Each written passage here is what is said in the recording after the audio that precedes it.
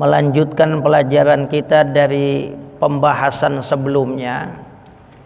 Kita masih berada pada muqaddimah kitab Tafsir Jalalain, di mana muqaddimah ini merupakan bagian terpenting ketika kita pengen mengetahui isi sebuah kitab ya.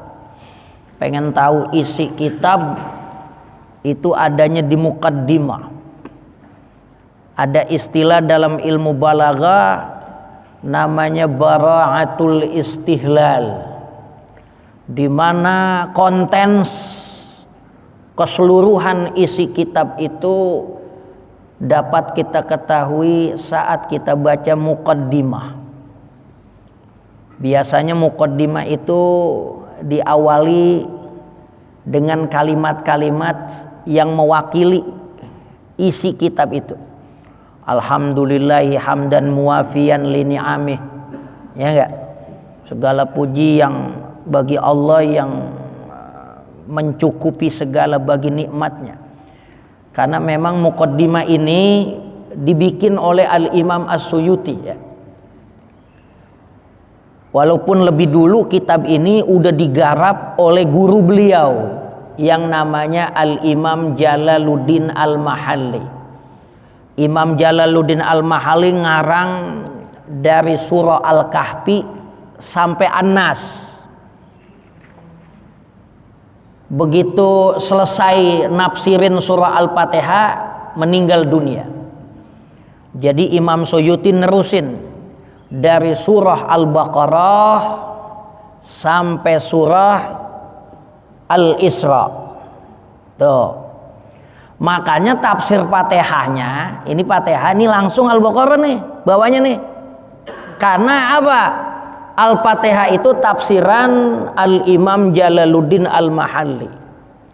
Jadi tafsir ini disebut tafsir Jalalain karena pengarangnya dua orang ulama yang dapat julukan Jalaluddin.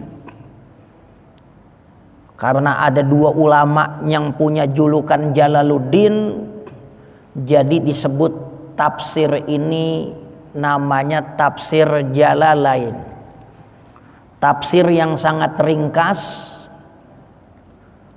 dan menjadi kitab tafsir yang paling luas dibaca dalam dunia Islam. Pokoknya mau pesantren mana aja untuk kajian tafsir pemula itu bacanya kitab tafsir Jalalain ya.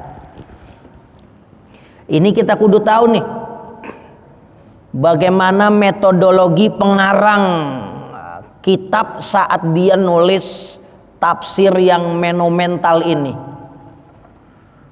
Faqad qala al-muallifu rahimahullahu ta'ala wa adama naf'a bihi wa bi'ulumihi fid daraini amina qal. Baris kedua, hadza mashtaddat ilaihi hajatur raghibina.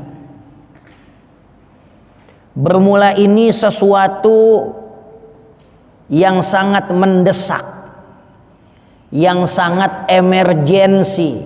Wah, emergensi kan kayak mobil ambulan, ya enggak? Darurat. Ini bahasa Imam Suyuti aja dari awal udah begitu. Jadi ketika Imam Suyuti ngarang, ini semata-mata bukan dilatar belakangi pengen nyohor, bukan. Karena emang ada hajat yang sangat penting sekali. Karena kita ketahui bahwa Al-Imam Jalaluddin Al-Mahalli, gurunya Imam Suyuti, ngarang kitab ini kagak kelar. Baru separuh jalan. Laksana orang bangun rumah, naik batu sih udah ama mlester.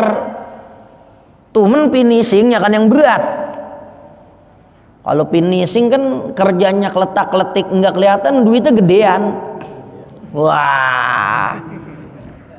Nih, mashtaddat ilaihi, sesuatu yang sangat emergensi kepadanya hajatur raghibina, kebutuhan orang-orang yang punya keinginan fi takmilati tafsiril Qur'anil Karim, untuk menyempurnakan tafsir daripada Al-Quran yang mulia. Ini dari zaman dulu, dari pengarangnya masih hidup, asal dia ngarang kitab aja, kitab apapun yang dia karang itu pasti jadi buruan para penuntut ilmu. Kalangan santri menanti-nanti karya Al-Imam Jalaluddin Al-Mahalli. Sannafa kutuban tushaddu ilaihar rihal. Kalau dia ngarang kitab, para penuntut ilmu dari belahan negeri manapun bakal mencari kitab itu. Saking yang dikarang oleh Al-Imam Jalaluddin Al-Mahalli, mau kitab apa aja, ilmu apaan aja, pasti kitab itu sangat bermutu dalam dunia Islam. Dia ngarang kitab fikih, nama kitabnya Kanzur Raghibin. Kanzur Raghibin syarah Minhajit Talibin.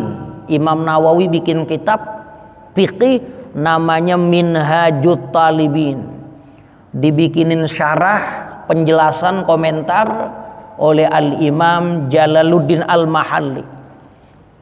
Itu kitab Syarah Minhaj yang paling banyak digeluti orang pada zaman itu. Namanya Kanzur Raghibin.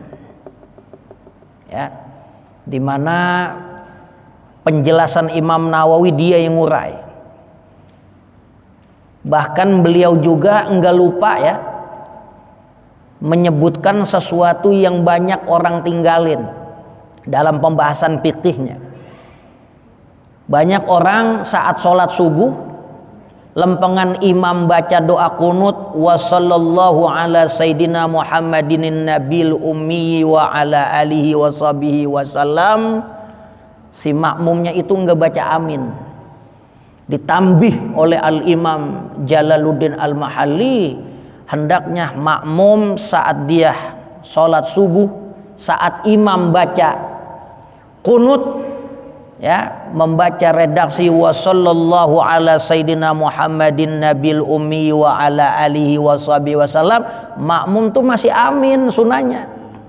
Banyak banget masjid di Jakarta, ya, yang saya lihat, saya dengar kagak ngamalin itu.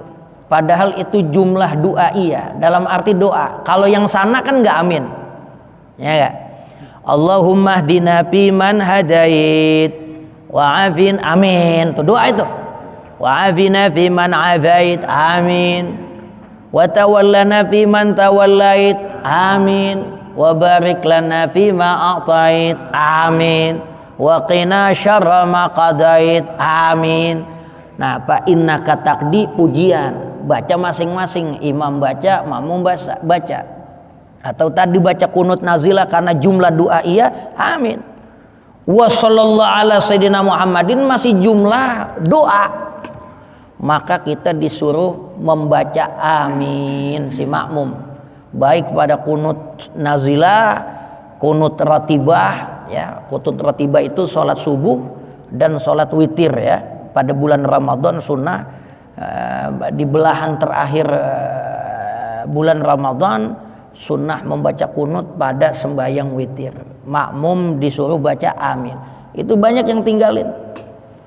Ya, alhamdulillah tadi di sini pada amin. Bener itu. Ya, itu Al-Imam Mahalli dalam kitab Kanzur Raghibin. Dia karang lagi kitab usul fiqh. Gurunya Imam Al-Ghazali namanya Al-Imam Juwaini, bikin kitab usul fiqh namanya Al-Waraqat, dibikinin syarah sama Imam Mahalli. Banyak orang kalau dia mempelajari kitab usul fiqh, kitab Waraqat, dia cari syarahnya Al-Imam Juwaini. Bahkan kitab usul fiqh yang sulit namanya Jam'ul Jawami. Orang kalau udah ngaji Jam'ul Jawami, bagaikan dia telah membaca 70 kitab usul fiqh, dibikinin syarah sama Al-Imam Mahalli. Jadi singkat cerita, apapun yang dikarang sama Imam Al-Mahalli itu jadi rebutan orang, jadi buruan para penuntut ilmu untuk menghilangkan dahaga terhadap ilmu itu sendiri. Ya, makanya kata Imam Suyuti, mashtaddat ilaihi hajatur raghibin, di mana orang-orang punya kepengenan agar karyanya Imam Al-Mahalli itu diselesain. Imam Mahalli meninggal, muncul muridnya.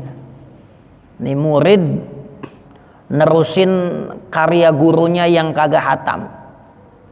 Alladzi allafahul imamu, yang kitab tafsir itu dikarang oleh Al-Imam.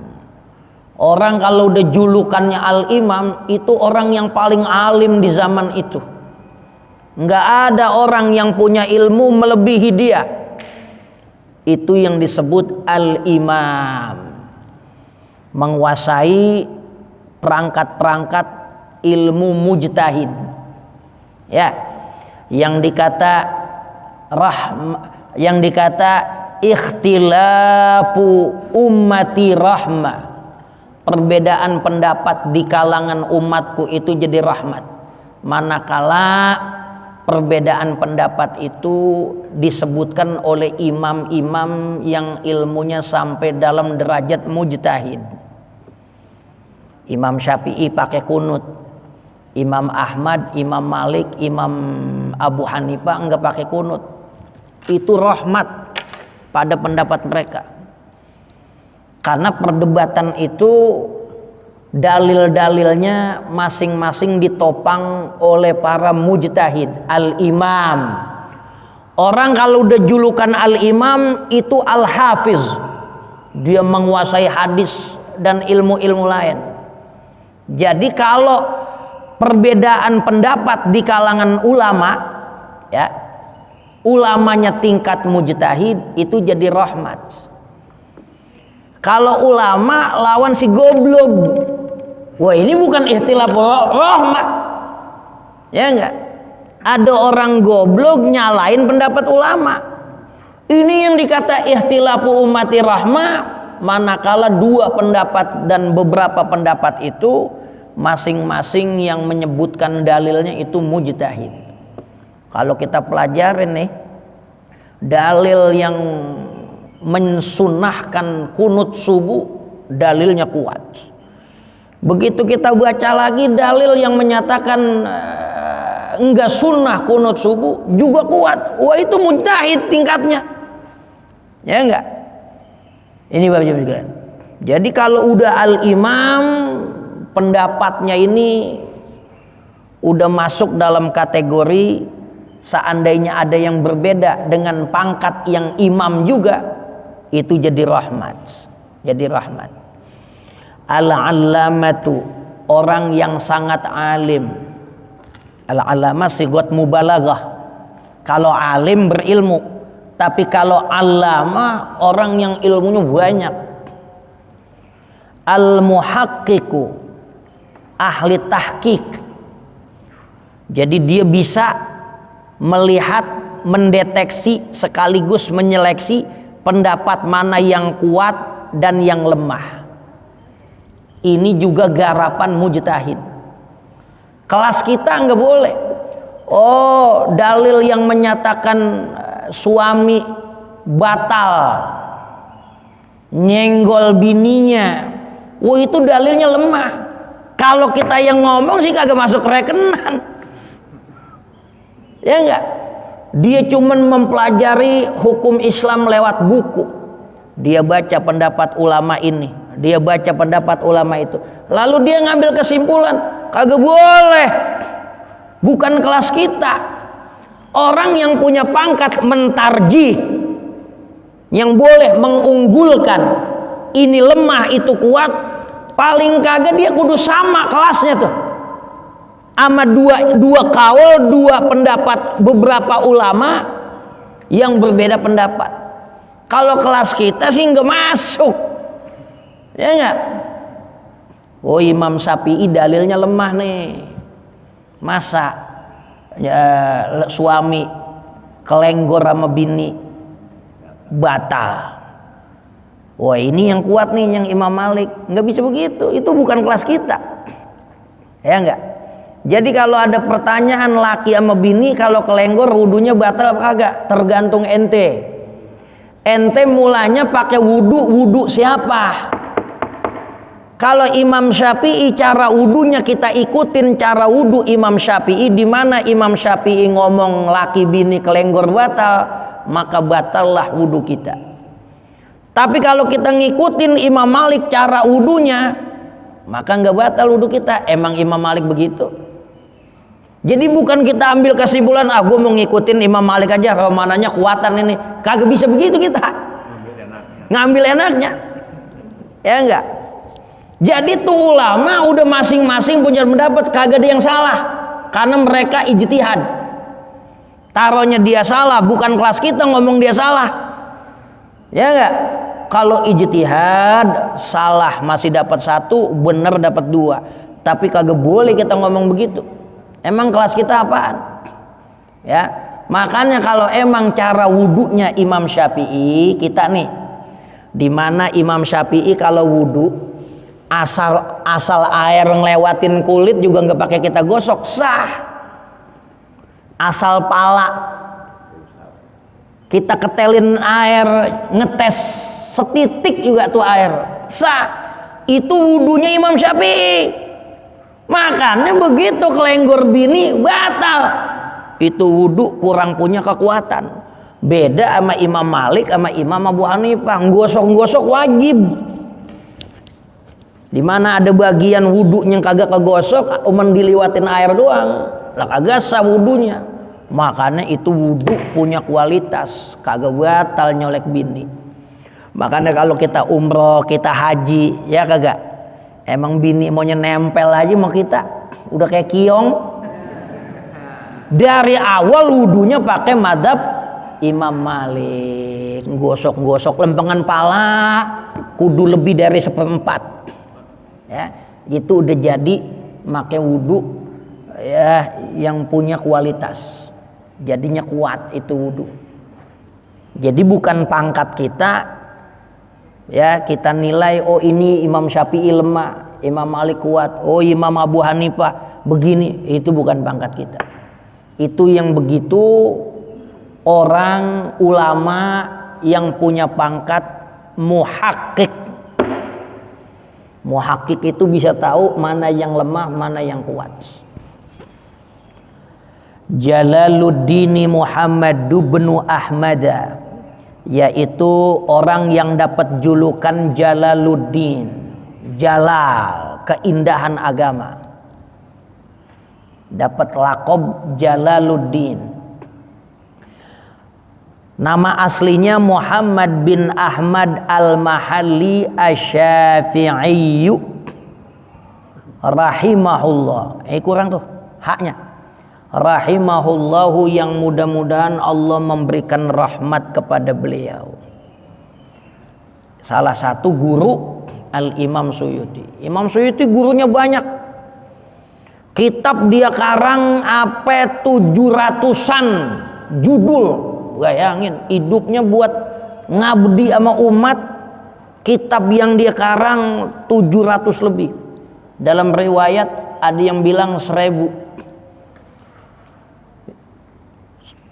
Udah ilmunya banyak, dia ngaji kepada ulama-ulama besar yang menjadi raksasa ilmu pada zamannya. Salah satunya adalah Al-Imam Al-Mahalli. Ada lagi guru Imam Suyuti namanya Al-Imam Sakhawi, Muhammad bin Abdurrahman As-Sakhawi. Tapi Imam Suyuti diuji. Ini Imam Sakhawi, gurunya Imam Suyuti masih kecil. Begitu Imam Suyuti jadi murid kondang, banyak muridnya, Imam Sakhawi hasud sama Imam Suyuti. Jadi guru hasud memurid, nauzubillah nih, jangan apa nih. Ya, kita kalau jadi guru, kita kudu seneng bangga kalau punya murid bisa ngelebihin kita. Artinya apa? Kita berhasil jadi guru, bisa memproduksi laksana ayam, dia keremin tuh telur netes, kagak tembuhuk, kudu girang jadi guru gitu. Ini Imam Sakhawi begitu ratingnya Imam Suyuti naik, hatinya butek, dia bikin kitab nyerang Imam Suyuti. Imam Suyuti apaan? Suyuti bocahnya gue tahu gobloknya. Wah elah, bocah kemarin sore mau belagu-belaguan. Kan begitu kalau orang tua ngelihat ada anak muda udah bisa dikit. Gua nih udah makan asam garam, ya ilah asam garam diagulin. Biar kata kita tua makan asam garam duluan. Yang nyobain Kentucky sama Jeko sama McDonald duluan anak muda, Pak. Jangan diagul-agulin makan asam garam. Imam Suyuti dituduh melakukan plagiat. Dalam dunia mahasiswa, plagiat itu kehinaan. Jadi pasal dalam dunia apa? Keilmuan. Plagiat itu nyontek. Plagiat nyontek. Ada nyontek secara keseluruhan, ada nyontek ide.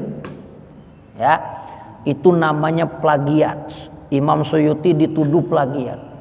Imam Suyuti dituduh anak yang durhaka kepada emaknya. Awal-awal Imam Suyuti diem, tapi lama-lama nih fitnah luar biasa. Sampai Imam Suyuti bikin kitab lagi, namanya kitab Al-Kawi fi Raddi ala Sakhawi. Dia bantah tuduhan-tuduhan Imam Sakhawi. Dikata plagiat, mana yang plagiat? Tunjukin paragraf, tunjukin lembaran-lembaran yang aneh nyontek.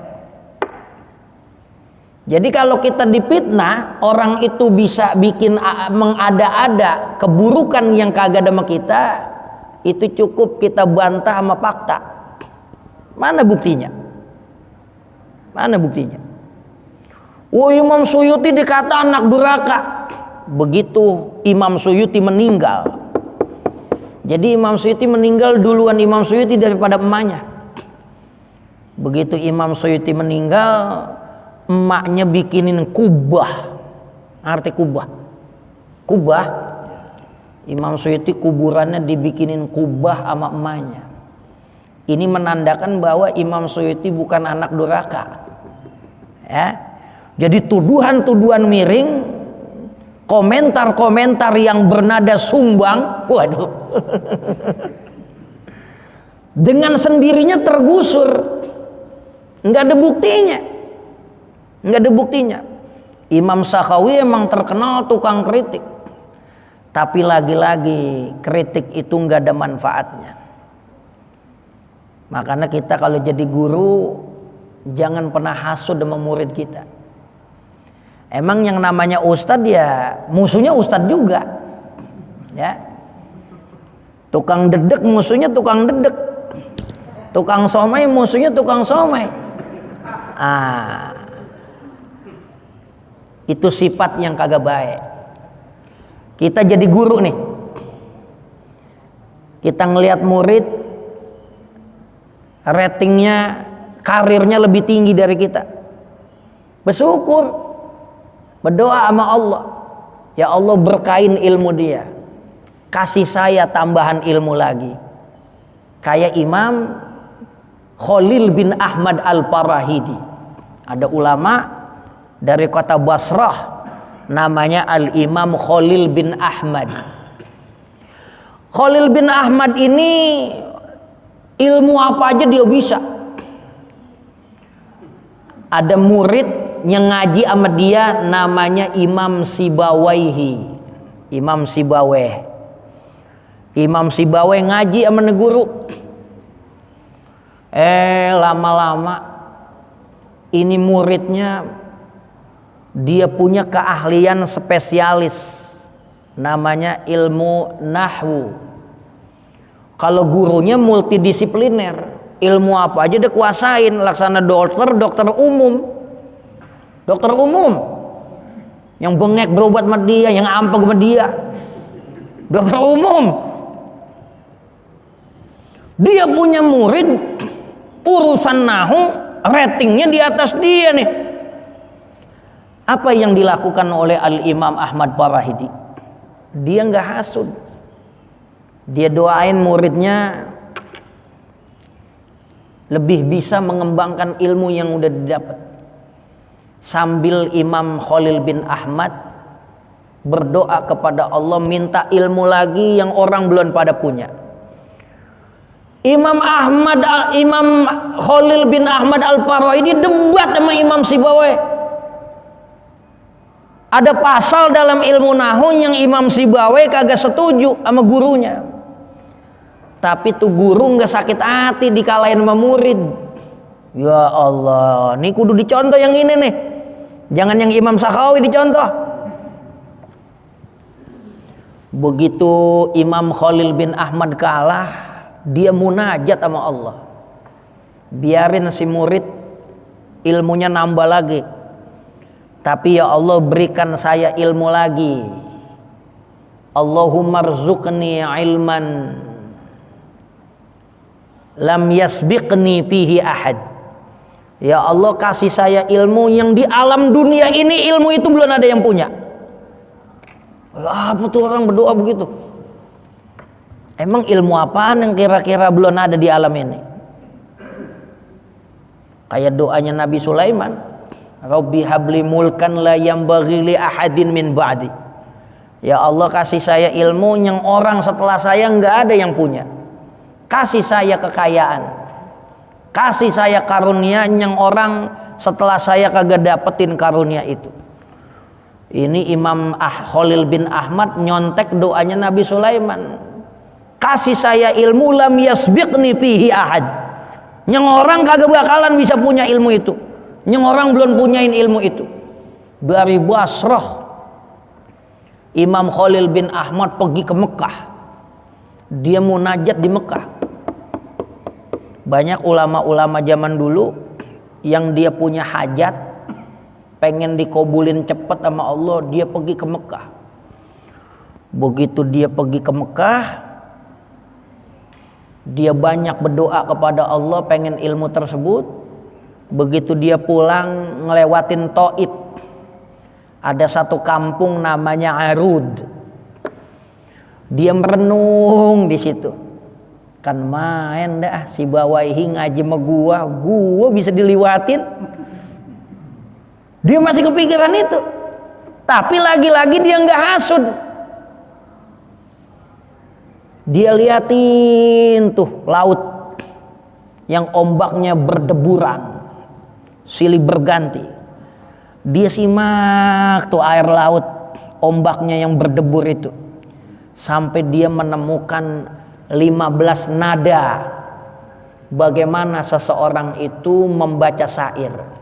Jadi kalau bikin syair itu disebut syair yang masuk dalam kategori syair yang mengandung unsur ilmu, ya. Standarisasi syair itu benar dalam kajian ilmu itu ada ilmunya. Ilmu nimbang syair. Begitu dia dengerin suara ombak, terciptalah 15 nada yang dijadikan acuan barometer untuk nimbang syair. Jadi bikin syair jangan belagu-belaguan. Belum tentu orang bisa bahasa Arab bikin syair. Karena syair yang dibikin kudu sesuai dengan 15 nada ini. Karena dia temuin ilmu itu di kampung namanya Arud, maka ilmu itu dinisbahkan kepada kampung itu. Ilmu yang jadi barometer nimbang syair namanya ilmu arud. Karena dia temuin di laut, ilmu itu juga disebut ilmu bahr. Tuh. Jadi orang bikin syair tuh syair ya, disebut syair yang masuk standarisasi dalam ilmu itu kudu sesuai dengan 15 syair, 15 nada. Disebut namanya ilmu arud. Dia dapat tuh ilmu itu. Ilmu yang dari dulu belum ada. Ini hikmahnya kalau kita kagak hasud, mau apa aja. Yang namanya hasud ngilangin nikmat. Kita gedeg nih sama orang karena punya harta. Ya enggak? Enggak boleh ngelihat orang lebih dikit. Dia hasud. Tuh orang yang dihasudin karunia Allah nambah, dia makin hilang nih. Orang hasud itu jangan dikerjain. Apa dalam urusan ilmu, ya enggak? Kita duluan di kampung, ada nih pendatang jadi ustadz lagi, dianggap saingan. La ilaha illallah. Tuh orang hasud itu. Jadi kerjaan dia selanjutnya yang ngasudin yang baru itu. Itu sih sama iblis. Dia berasa duluan di sorga. Begitu datang pendatang baru Nabi Adam, dua hasud. Ya enggak? Jangan dikerjain. Ini hikmahnya. Imam Suyuti juga termasuk orang yang dapat ujian berat. Karena apa? Guru dia sendiri memfitnah dia. Guru dia sendiri ya, yang akhirnya jelek-jelekin dia. Udah begitu gurunya orang alim buat lagi. Ya enggak? Ini Imam Suyuti. Wa tatmimi pitakmilati wa tatmimi. Itu atopnya ke sono. Jadi para penuntut ilmu pengen supaya karya ini disempurnakan. Pitatmimi. Dalam menyempurnakan mafatahu, apa yang ketinggalan dari Imam Al-Mahalli, apa yang Imam Mahalli belum sempat kerjain, belum sempat ngerampungin. Wa huwa min awwali suratil Baqarati. Imam Mahalli itu nulis kitabnya dari awal surah Al-Baqarah, dari alif lam mim itu ila akhiril Isra'i, sampai akhir surah Al-Isra. Wa kabbirhu takbira. Tuh akhir surah Al-Isra tuh. Itu salah. Wa huwa bermula dia yang kudu disempurnain, yang Imam Suyuti tulis. Min awali suratil Baqarati, dari awal surah Al-Baqarah ila akhiril Isra'i, sampai surah Al-Isra. Karena apa? Imam Mahalli dari Al-Kahfi sampai An-Nas sampai Al-Fatihah. Itu Imam Mahalli itu. Jadi Imam Suyuti nyempurnain dari Al-Baqarah sampai Al-Isra. Wa kabbirhu takbira. Begitu Imam Suyuti ngarang, kitabnya kelar, Imam Suyuti ngimpi. Ini kitab luar biasa. Begitu kelar Imam Suyuti ngimpi, dia ketemu sama adeknya Al-Imam Jalaluddin Al-Mahalli, namanya Kamaluddin Al-Mahalli. Begitu ngimpi nih, yang ngimpi Kamaluddin. Begitu dia ngimpi, dia ketemu Imam Suyuti sama Imam Al-Mahalli. Yang ngimpi adenya Al-Imam Mahalli. Kata Imam Kamaluddin, Suyuti, nih gue cerita nih sama lu.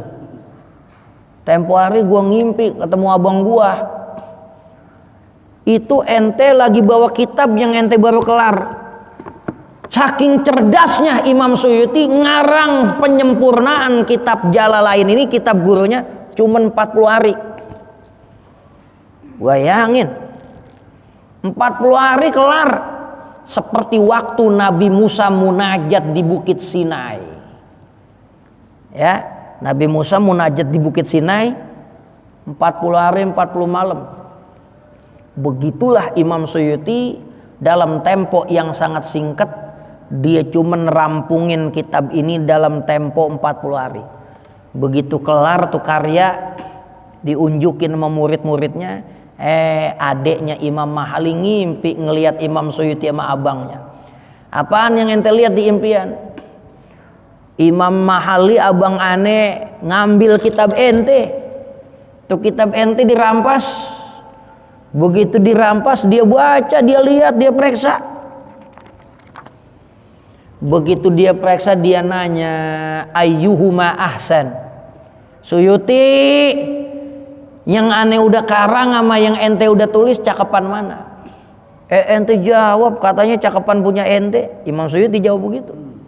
Impian adenya Imam Al-Mahali. Kata Imam Suyuti, itu sih berlebihan ngimpi.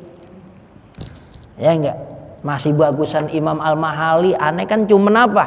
Cuman nerusin doang. Kalau yang namanya nerusin lah cakapan yang mulain. Sampai ada kalimat dalam istilah orang tawadu, mengakui kelebihan orang terdahulu. Ya enggak? Al-fadlu lil mubtadi wa in ahsanal muqtadi. Keutamaan yang besar itu tetap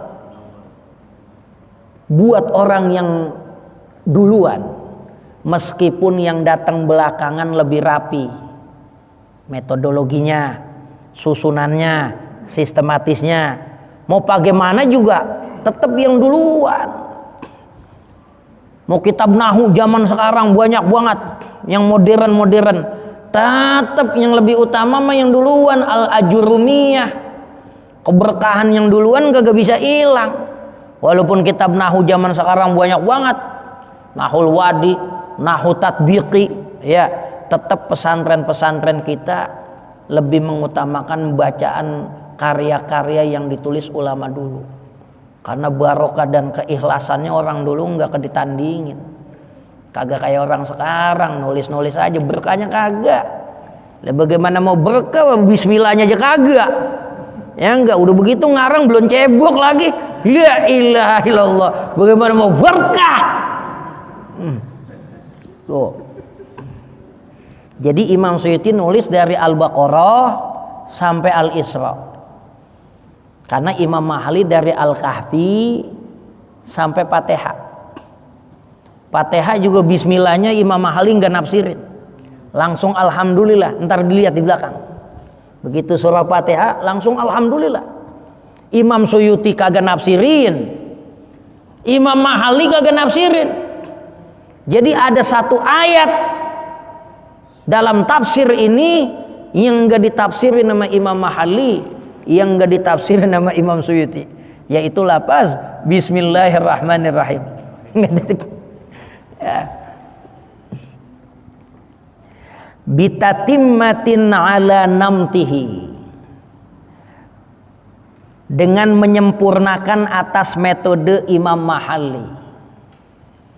Imam Mahali bikin kitab untuk ngelanjutin juga nggak sembarangan. Selain ilmunya juga kudu mapan, dia kudu paham manhaj metodologi Imam Mahali. Jangan bikin karangan nerusin justru merusak si pendahulunya, gitu. Apaan metodologi penulisan tafsir Imam Al-Mahali? Min dzikri ma yubhamu bihi kalamullahi. Ini yang pertama, menyebutkan sesuatu yang dipahami dengannya firman Allah Ta'ala.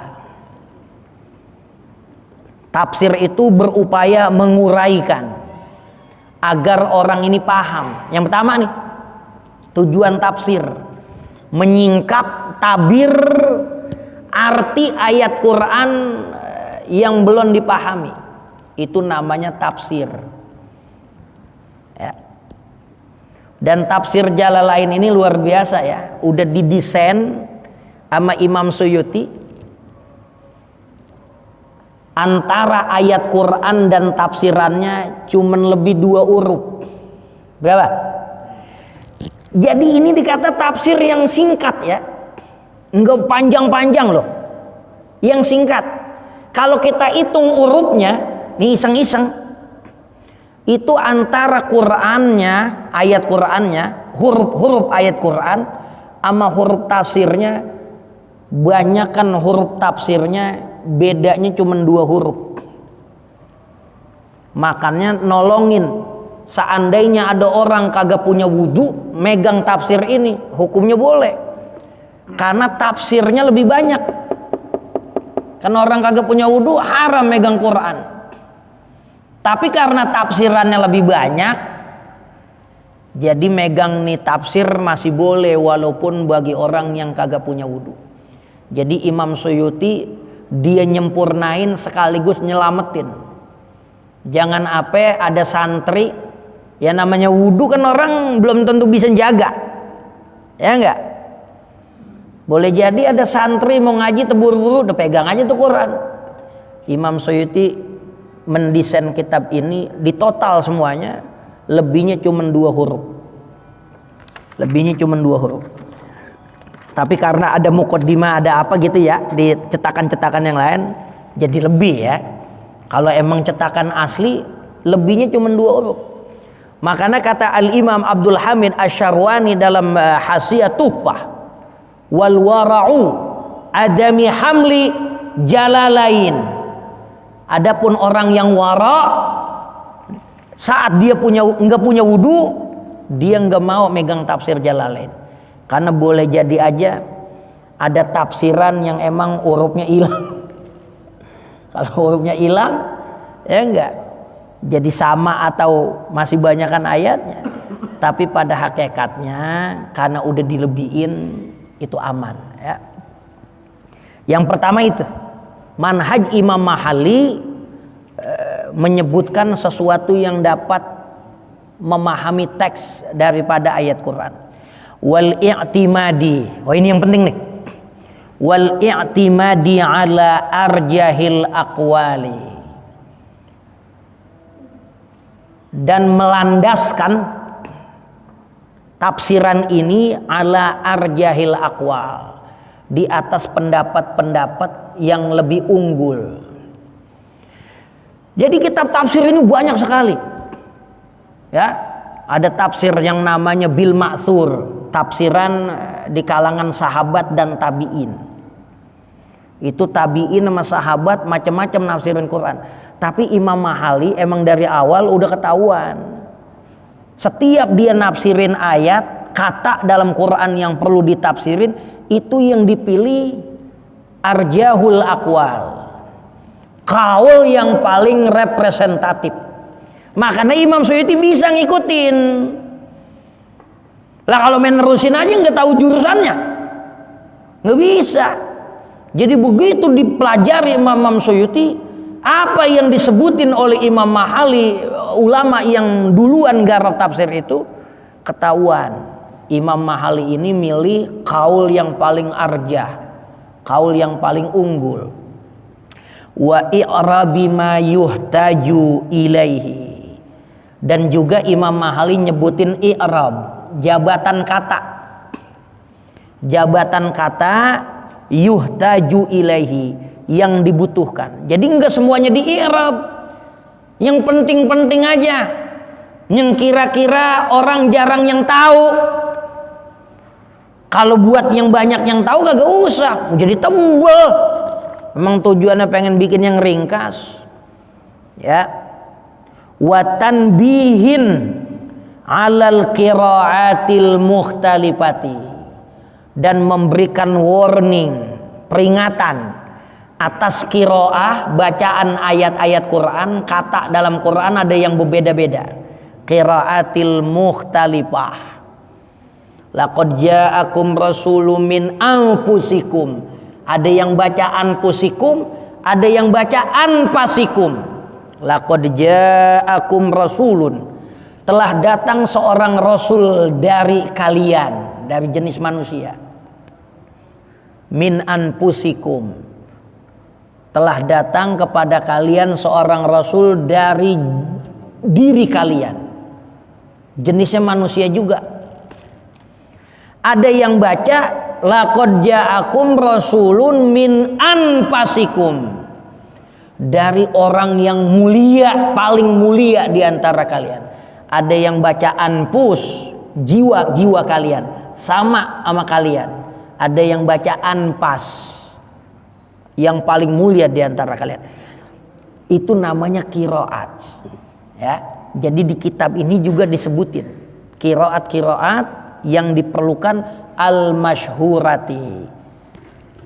Walaupun bacaannya beda, tetapi yang masyhur, bukan yang saz. Ada qiraah yang saz. Kalau masyhur banyak yang riwayatin. Kalau yang syaz cuman atu, yang lain kagak ada yang ngomong begitu, dia doang. Itu namanya syaz. Itu nggak boleh. Nggak boleh. Ala wajhin latifin, atas jalan yang singkat, nggak bertele-tele. Jadi itu tuh modalnya tuh, wa ta'birin wajizin, dan ungkapan yang sederhana. Karena memang buat nafsirin Quran secara global namanya tafsir ijmali, ya. 30 juz ditafsirin dengan penjelasan secara global.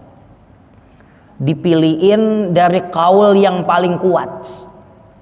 Ini yang menyebabkan tafsir Jalalain menjadi tafsir yang populer dan luas dibaca dalam dunia Islam. Wa tarkit tatwili, dan meninggalkan penjelasan yang panjang. Bidikri aqwalin, dengan menyebutkan pendapat-pendapat ghairi mardiyatin, yang tidak layak. Wa a'ariba, dan i'rab mahalluha kutubul arabiyati, yang tempatnya i'rab itu berada dalam kitab-kitab bahasa Arab. Jadi nggak disebutin lagi i'rab yang panjang. Itu i'rabul Quran, kalau kita beli kitab i'rabul Quran nggak ada yang kecil. Ada yang 10 jilid i'rabul Quran. Ya. Semua ayat-ayat kata-katanya di i'rab, jabatan katanya disebutin. Itu i'rab namanya. Wallaha as'alu, wallaha, dan akan Allah, as'alu, aku minta, an naf'a bihi, untuk mendapat manfaat dengannya. Mudah-mudahan nih kitab Allah kasih manfaat. Makanya Allah kabulin. Apa abad milenium orang bulak membaca kitab ini. Kalau bukan kabul dari Allah nggak bisa. Jadi jangan belagak-belagak mau disebut kiai, dia ngarang kitab selagu-lagunya aja, ada ilmunya.